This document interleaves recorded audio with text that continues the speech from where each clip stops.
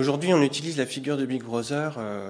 Par exemple, un site qui s'appelle Privacy International dénonce les sociétés ou les personnes en attribuant le Big Brother Award.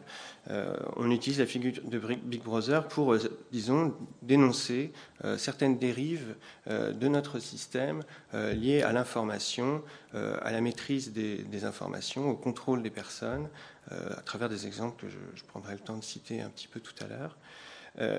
Et donc ces dispositifs actuels de contrôle que l'on peut avoir sur Internet, à travers les cartes, les numéros, etc., la traçabilité de nos achats et tout cela, ce dispositif de contrôle, en quelque sorte, relève d'une certaine folie totalitaire aussi. Alors, comment ça marche ? Ce qui est important et de voir à travers le roman d'Orwell, c'est que il y a une forme de domination que j'appellerais une domination esthétique, c'est-à-dire qu'il s'agit de dominer d'abord le temps et l'espace. Et à partir du moment où on domine, disons, ce cadre a priori de la réalité, si on domine le temps et l'espace, eh bien, ensuite on peut dominer aisément les biens et les personnes. Alors je vais m'attacher, disons, à cette domination du temps et de l'espace, d'abord de l'espace. L'idée, disons, importante, c'est l'idée de transparence. Tout doit être visible, tout doit pouvoir être vu, et effectivement, du regard, on peut dominer toute chose. Alors, ça s'exprime à travers différentes choses, comme par exemple l'architecture. On pourrait parler de l'architecture d'Haussmann à Paris, ou de Vignier de Vigny à Nantes, qui assure une certaine transparence en ayant, disons, des grandes artères très dégagées, très visibles, où on peut voir effectivement les éléments circuler, à la différence, disons, d'une espèce d'une ville plus tortueuse où l'on pourrait se dissimuler, etc. Donc il y a déjà cette idée d'ouvrir les espaces, une sorte d'open space.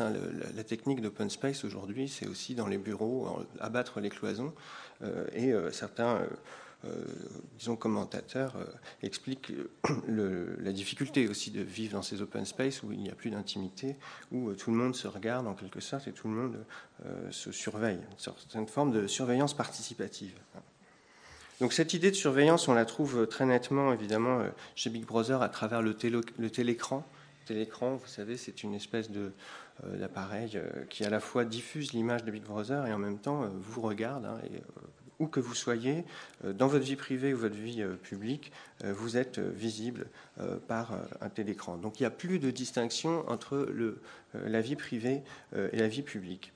Par certains côtés, c'est vrai que notre vie à nous aussi, d'une certaine manière, est à la fois privée-publique. Par les technologies, nous avons effectivement notre vie publique qui peut s'afficher, notre vie privée qui peut s'afficher, par exemple, sur des sites comme Facebook, ou inversement, effectivement, la pénétration de la vie publique dans la sphère privée à travers les différents médias.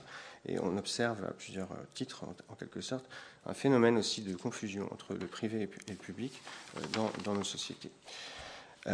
Le principe, donc, c'est un principe qui consiste à tout voir, un principe panoptique qui a été très bien analysé par Foucault. En gros, il s'agit, disons, d'isoler chacun des individus. Donc, on va avoir une société très individualiste, de façon à pouvoir bien percevoir chaque personne. Donc isoler les individus entre eux et surveiller les individus sans qu'ils sachent qu'ils sont surveillés, par l'intermédiaire, disons, dans le panoptique qui a été inventé par Bentham, d'une tour centrale qui surveille les prisonniers, mais dont on ne peut pas voir les percées pour observer. On ne peut pas voir s'il y a quelqu'un dans la tour qui observe. Donc ce qui est important ici, ce que décrit Foucault dans ce système, c'est le fait qu'on intériorise en quelque sorte un regard extérieur. On vit en se sentant constamment observé. Bon.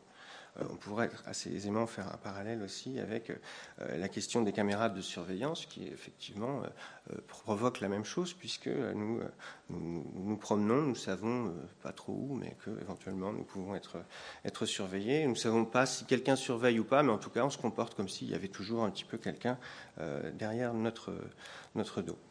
Alors ici effectivement on se rend compte qu'on a, disons, une certaine technique de centralisation aussi par le regard, c'est-à-dire qu'il y a un regard qui règne en quelque sorte de façon à s'assurer d'un fonctionnement normal, en quelque sorte, de la société.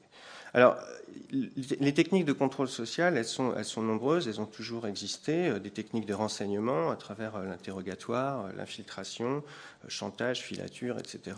Les techniques de surveillance, elles existent aussi sans avoir besoin d'être particulièrement développées. Mais ce qui est intéressant aujourd'hui, c'est aussi l'utilisation de technologies, en quelque sorte, de surveillance, c'est-à-dire des spyware dans les ordinateurs, des possibilités d'accéder à des comptes en banque, d'exploiter vos profils sur Internet pour une publicité ciblée. J'ai parlé de la vidéosurveillance, parfois avec des softwares de reconnaissance faciale, de surveillance satellite, de géolocalisation, de traçabilité, etc. Il y a énormément de technologies qui vont dans ce sens-là. Alors, ce qui caractérise en quelque sorte la surveillance ici, et la folie en quelque sorte qui apparaît, c'est le fait de ficher, et que chaque personne, au fond, détient un numéro qui l'enferme et qui, en quelque sorte, permet de contrôler, disons, son comportement.